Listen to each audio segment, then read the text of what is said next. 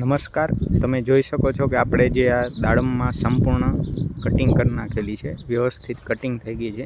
ત્યારબાદ જે આ લટકણિયા રહેતા હોય એને આપણે તોડી નાખવાના છે, જેથી કરીને જે આ ડાળીને જે છે એ સ્ટોરેજ વ્યવસ્થિત આપણે ખાતર ભરીએ સ્ટોરેજના એ વ્યવસ્થિત થઈ જાય.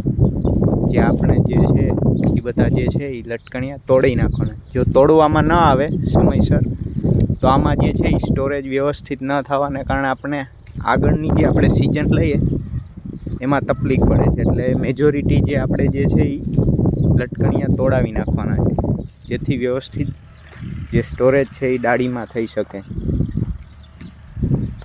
આપણે જ્યાં મેજોરિટી જે છે એ તોડી નાખવાના છે લટકણિયા.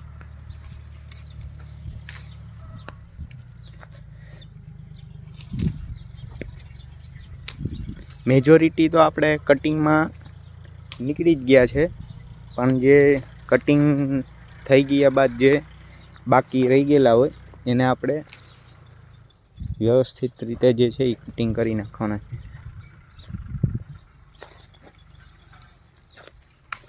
આપને એવું લાગતું હોય કે ભાઈ આપણે આ જે છે એ માલ લઈ લઈએ કે ખાતરને એવું આપીને, પરંતુ જે છે એ તમને આગળની જે સિઝન લેતા હોય એમાં 100% તકલીફ રહી છે.